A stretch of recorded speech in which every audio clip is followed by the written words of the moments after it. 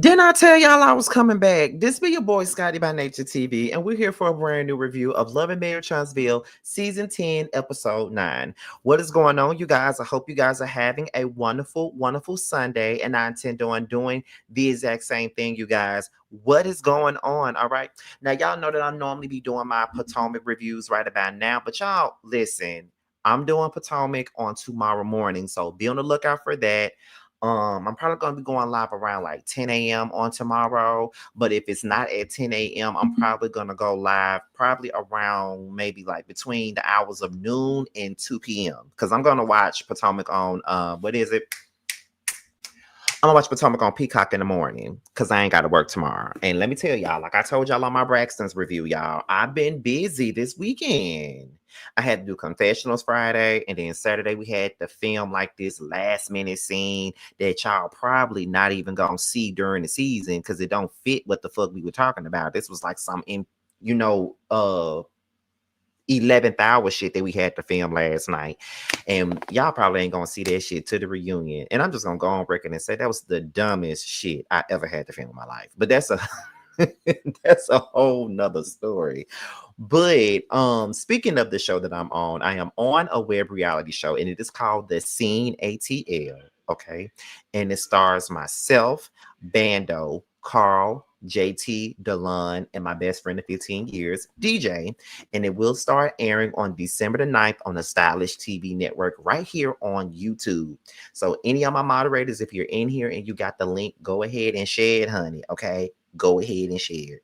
Um, we're looking for the trailer to be out sometime this week.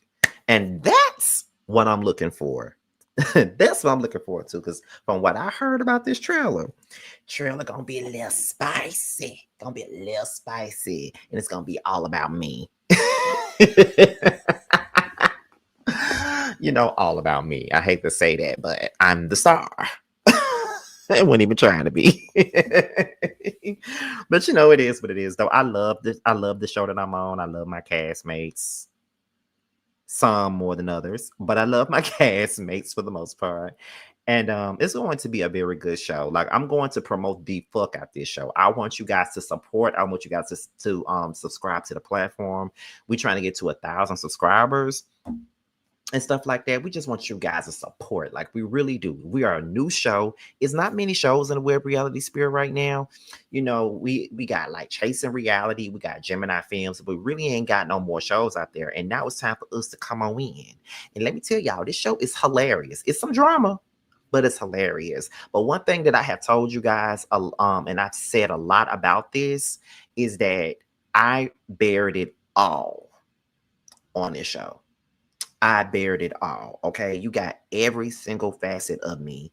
And Carl said that I was his candy birds on this show because I showed y'all work. I gave you a little bit of drama, although I didn't start the drama. The drama was brought to me, but I gave you a little bit of drama. Gave you some of my romantic life, which is what most of this show is about, my romantic life with Bando. And I gave you some personal story. I revealed like a lot of stuff about me, and I talked about a lot of things that was going on in my life as it was going on, from my struggles to get my book out to all of these things. Like I gave a lot, and I said, if I'm gonna be on this show, I'm gonna tell it all. And that's what I did. I'm already ready to film season 2. But we got to get through. We got to make sure the show airs on the 9th and get through this whole 8-week season. Then the reunion. Then we can get to season 2. But you know, I wouldn't trade nothing that happened for nothing in the world. But anyway, let's go ahead and get into Love and Marriage Huntsville, y'all. I'm bored. I just got to be honest with y'all. I got to keep it all the way 100 with y'all. I'm bored with this show. This show is irritating as fuck. Like it's irritating. Let me see. I hope you warned them about us. DB, let me tell you something. Let me tell you something. We was in like, I think we was at confessionals Friday. We was at confessionals, and they was already saying, like, it was one of the cast members, and they were like, we already know that if one of us come for Scotty, you know that they not gonna like us, because we already know that the Scott, like Scotty's supporters, they're gonna be all up and through this show, and they not gonna like nobody that don't like Scotty.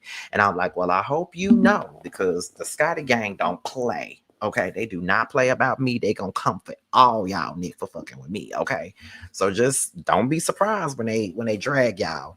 I ain't telling them to do it. I don't even want them to drag y'all, but they gonna drag y'all, man. So you know. But let me tell y'all, T and Josiah, they're doing a panel on our show. So they're gonna do their own panel. It's gonna be like a whether you like it or not branch of the panel. So get y'all some so y'all can watch it. It's gonna be a whether you like it or not, the Scene ATL edition. That's what it's gonna be. It's gonna be like another branch of the whether you like it or not panel. And it's probably gonna be going backwards and forwards between T's page and Josiah page. So yeah, so be on the lookout for that. Okay. And I told them to keep it real. Don't spare me because I'm y'all friend. Keep it 100. Drag me if you must, okay? That's how I feel about it. Period. Okay, so let's go ahead and get into this episode. And this episode was mainly about like Trisha and Ken. That's pretty much what it was about, which is probably why I ain't really feeling it. But she is having a workout session with her son Xavier. They having like a little workout session. She said that she's been training Xavier for a little while now. Like that's what she's been doing, right? And so at this point, she's checking in to see if Xavier's okay with all of the drama that's been going on in their family between Trisha, Ken, and Marquez to Trisha and Ken. It's been a lot. And she, you know, sometimes parents really don't take the time out to really see how their kids are doing based upon the drama that they are bringing to their kids' lives. And to be quite honest, Xavier sat there and he admitted that the drama has been a lot on him. And I must say that I don't think that he's lying about that. I can only imagine having a father like Marquez and to see him coming down them steps and witnessing his upcoming stepfather and his biological father fighting in the kitchen, that might be too much for him. And you know, when you growing up in a volatile situation like that, where you got a mama and you got a daddy and a stepfather and they don't really get along, it's a whole lot of bullshit that goes on with it. And I can only imagine how Xavier feels. And I just feel like he has way more sense than every single grown ass person that's involved in this situation. Like, I don't see where he get his good sense from, because he damn sure don't get it from Trisha, and he got damn sure don't get it from Marquez, because Marquez don't move fast enough for me in the brain. He just don't, and I just don't know what the fuck wrong with him, but he don't move fast in the brain. He drive real slow in the head. And Trisha, she drive kind of slow too in her head as well. So I really don't know. But all I gotta say about it is this: like, what's really going on? And I feel like Xavier needs therapy. In my eyes, I think that he does, because when you seeing all of that and you just walking around saying, "Oh, I'm okay," you know, I'm good. Ain't nothing wrong with me. I'm good. No, you not good. You not good. And Trisha knows that her son isn't good. And you know, if he's seen all this on the show, then ain't no telling what the hell he's seen when the cameras weren't rolling. I really do think that instead of Trish going to Dr. Francis, she needed to take her son to Dr. Francis with her. Because ain't no telling what type of trauma she put him through unknowingly. Because sometimes our parents be going through their own shit and they don't realize that their trauma also affects us too. And sometimes I feel like parents can be emotionally selfish. And I know that's not necessarily a term of or anything like that, but that's something that I said when my mother and I went to therapy. I remember when we went to therapy a couple of years back, probably about 7 years ago. And I told her, I think that you're emotionally selfish. And she cried when I said that. But the reason why I say that is because you're so engulfed into your own bullshit that you don't realize how your bullshit is affecting me. And I shouldn't have to be picking up and carrying your bullshit just because you don't feel that you're strong enough to deal with it. And I think that's exactly what Trisha is doing. She don't realize that she packing up her shit, literally, putting it and putting it in the bag and having Xavier carry her emotional bullshit. Cause that's what she doing. Not realizing that she's putting him in certain positions where he feel like he gotta defend or he gotta take up for her, take up for Ken, take up for his daddy. It's just too much going on. And the fact that y'all are not mature enough to really realize that y'all are traumatizing that boy and really emotionally tormenting that boy is really something to me. It just goes to show me that y'all are selfish. I even would say that Ken is fucking selfish because I just feel like everybody in this situation want to be right and nobody wants to be wrong and nobody wants to carry their torch of being wrong. And I think that that's a lot. I think that that's a lot. You don't want to carry that torch of being wrong. You don't want to say that you're wrong. You don't want to admit that you're wrong. And I honestly feel like there's probably a lot of wrong to really go around in this situation, but don't nobody want to own up to it and don't nobody want to answer to it. And not to mention, we only see you talking to Xavier about it. Y'all got a daughter. So I can only imagine what the fuck she going through too in this situation. But you are too blind to see, and you blinded by your own bullshit that you don't even see that you're traumatizing both of your fucking kids. And I'm telling y'all parents that don't pay attention to the emotional state of your kids, y'all are gonna learn to do so. Okay, y'all really are gonna learn to do so. Y'all gonna learn, and when y'all learn, it's probably gonna be too damn late, and it should not be too late. That's something that I don't want for them. It don't need to be too late for y'all to realize that you're fucking up your kids' lives. It don't need to be that. But sometimes it take it to be too late for them to realize what the fuck they're doing. But that's really not, that shouldn't be the case. So then we get into Chris and Nell, right? So Nell says that Destiny is interested in Tuan. Now, when Nell tells Chris that Destiny is interested in Tuan, and Tuan meaning their godson, Chris is thrown off because he's like, what the fuck are we talking about here? Like, why would she be trying to get with Tuan? And so that's when Nell was like, well, I had a conversation with Lance, and he told me that he had a conversation with Destiny. Destiny told him that she was interested in Tuan and that, if he's interested in her, she gonna go with it. And that Lance gave her her blessing to go after Tuan. So Chris thinks that Lance is crazy for even giving his blessing in this situation. Like, what type of fool are you to give your blessing to this whole little situation right here? This ain't nothing to give your blessing to. Like, what the fuck we talking about here?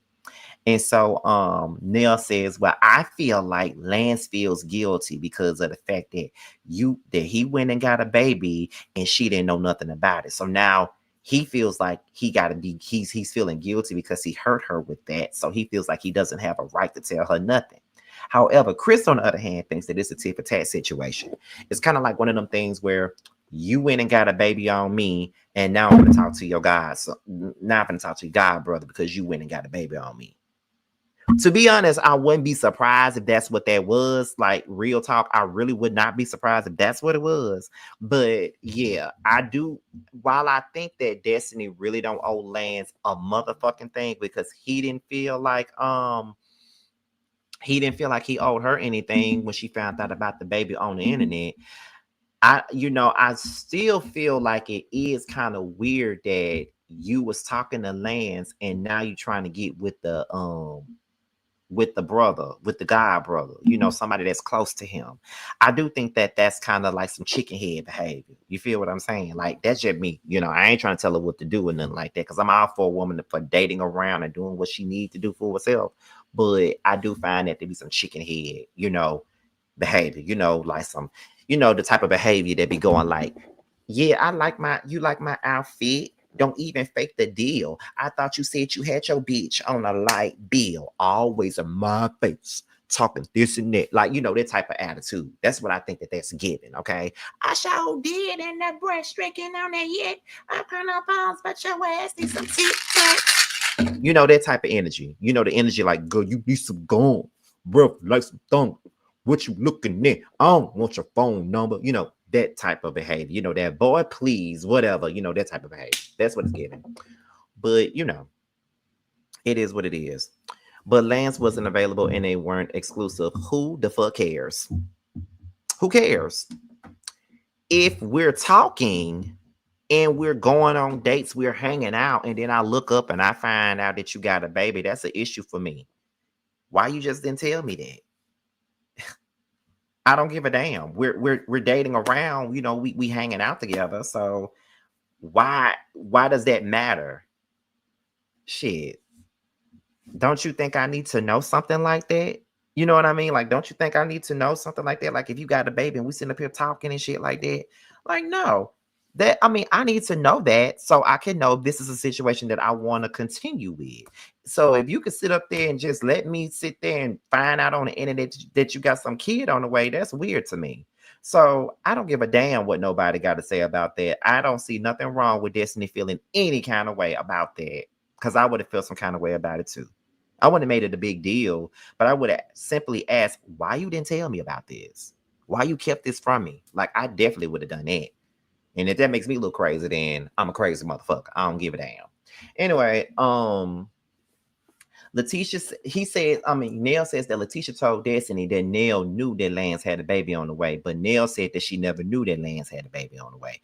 But here's my thing. Even if Nell did know that Lance had a baby on the way, that's her son. So what make you think that she gonna come to Destiny with anything and that's her fucking son? Just being honest. It would have been nice if she did know to tell Destiny, but that's her son. Where you think her loyalty gonna go? With her fucking son? Are you crazy? Just saying. Just saying. I ain't saying that she wrong. I ain't saying that any of this is in the Bible. I'm just saying, do you really expect for her to tell Destiny any fucking thing in regards to her goddamn son? Come on now. And I don't even like Nell, but come on now. Nell says, she was saying, well, I had this conversation with Destiny because Destiny told me that, and we was trying to revitalize our friendship, our relationship. But at this point, I really don't know who I'm cool with or who I'm going to be friends with. I really don't know at this point. I'm not sure who I'm okay with in this group. So that's what it's looking like right now. She don't really know who she is going to be cool with in this group. Like, she really don't know where she stands with anybody. And I guess that sucks to not know where you stand with folks when you're trying to be a relationship with these people. But yeah, that's what it's looking like. It's looking like she ain't really, she don't really know where she stand with these folks at all. So then here go Destiny. So Destiny is meeting up with Tuan. They talk about business first, and she's talking about how, he looked out for her and, held her down at her party and secured the party. So she would love to work with him more in the future. Yeah, you do want to work with him more in the future. We know you do. Okay. And I don't blame you for wanting to work with him in the future. You feel what I'm saying? We know you do, but I don't mind. Because I wouldn't mind if I was you. But that's just me. Although it's still kind of weird, though, that you want to talk to him and you were just talking to a guy, brother. But that's just another story. She said, but the thing about it is, when we was at this party, Nell was coming at me about the googly eyes, and then she started asking me, was I having no.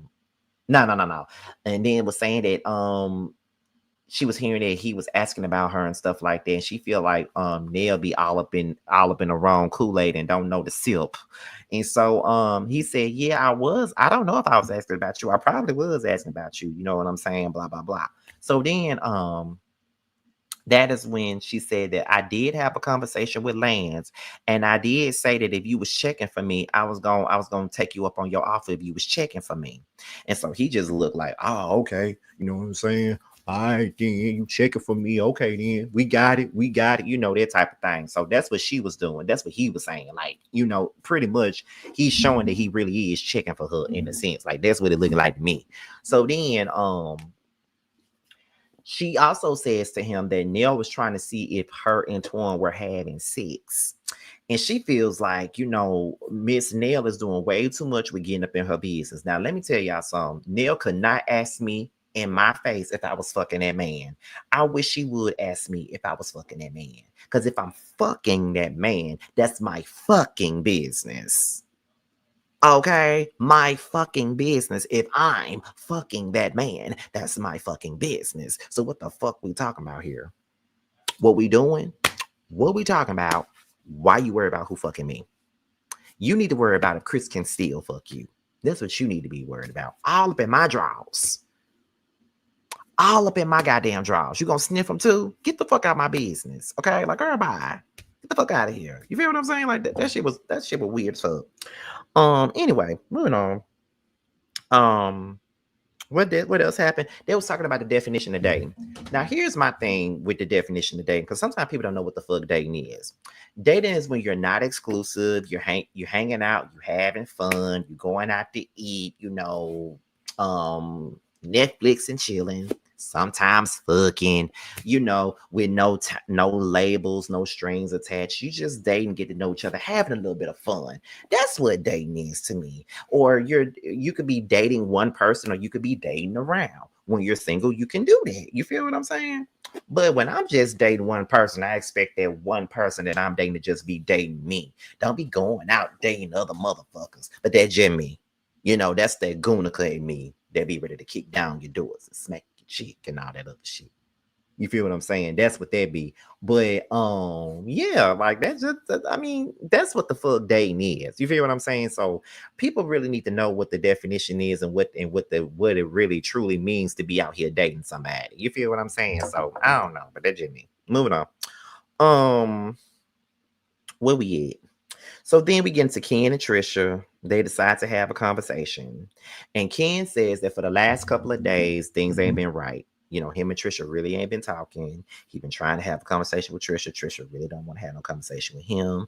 And he feels like at this point, he feels like he has no control. And when he feels like he has no control, then he feels stifled because he doesn't have control over his life and what he wants. So that is when Trisha asks if he wants to be here. Ken said at one point in time, he wanted to leave. He wanted to leave, and that's what he's doing. You feel what I'm saying? So he said, but I haven't left. But if I'm going to stay here, there has to be a change if I'm going to stay here.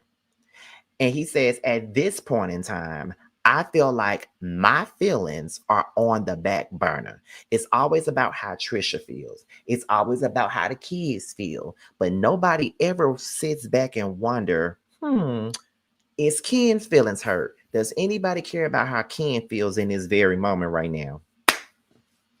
And at this moment, I get what he's saying. If I'm always worried about you and how you feel and trying not to hurt your motherfucking feelings, always looking out for you, trying to have your goddamn back, then that's going to be a problem for me. Because why the fuck can't you do the same thing for me? You feel what I'm saying? Like, why can't you do the same thing for me? Like, why can't you have my back while I'm trying to have yours? And it does seem like Ken kind of overcompensates because he knows about the things that Trisha has gone through. And he probably do feel like Trisha be putting all that baggage on him from her relationship with Marquez. But this is the price that you pay when you date a woman that's not even divorced from her fucking husband. She ain't healed. She ain't healed from that relationship, Ken. She is not healed from that relationship at all. In the least, not healed at all. So what the fuck was you expecting from her? Perfection? Was you really expecting her to be on the up and up? She was never going to be on the up and up. Never gonna be on the up and up. Did you really think that? Because if you did, you crazy. There was no way in hell that you ever thought that she was going to be on the up and up about any goddamn thing.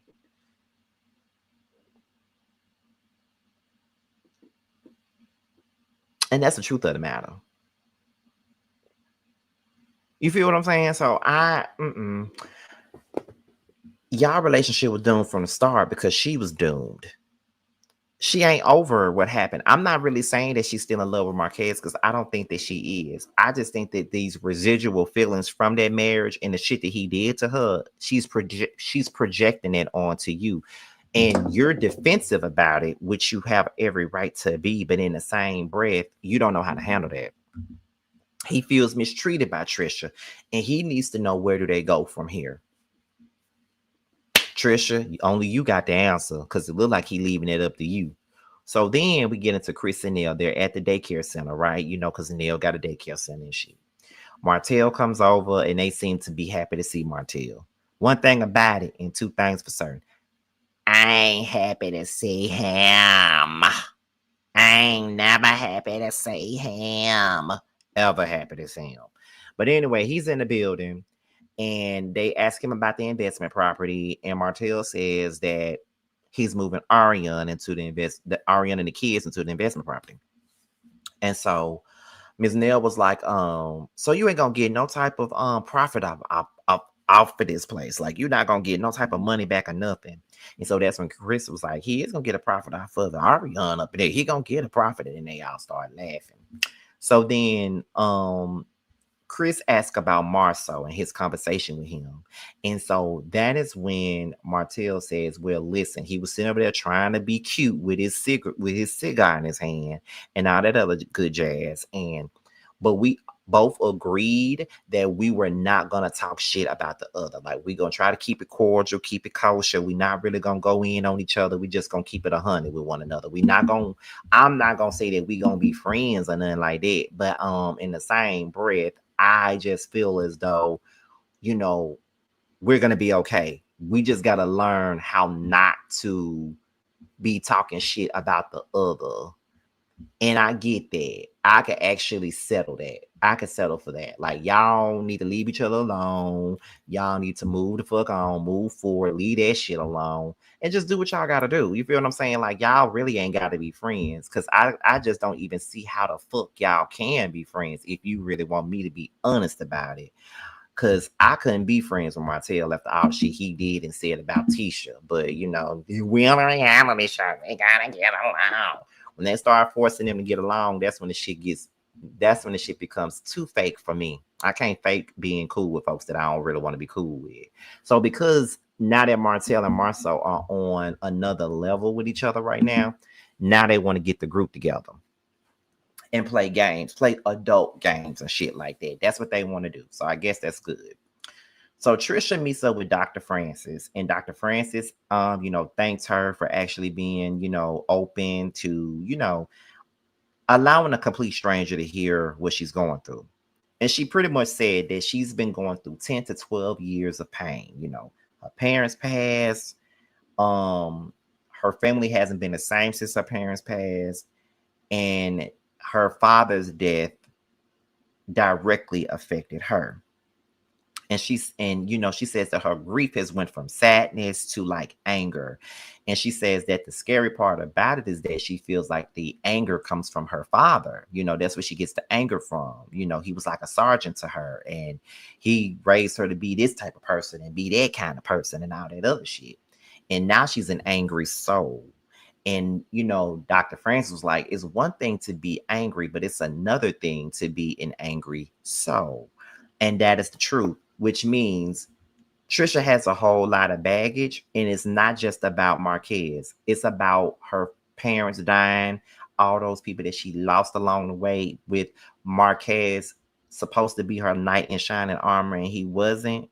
And I think that's a part of the reason why they can't get along, because she felt like he failed her. That's really what this is. And to be quite honest, I get it. He failed you, and he won't take accountability for that. But at the end of the day, it's still not fair for you to lay your burdens down on somebody else. But I do think that by her going to Dr. Francis is definitely a start for something greater for her. I do think so. And I do think that she needs to continue to see Dr. Francis, because she needs it badly.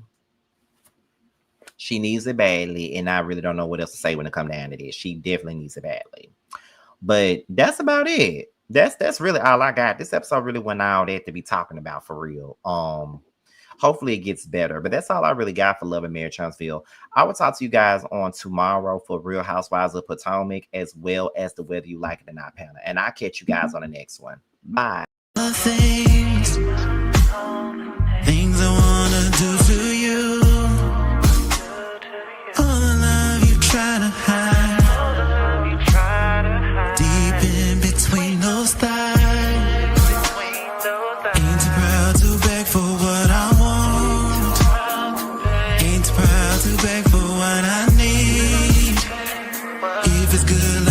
You want, you can get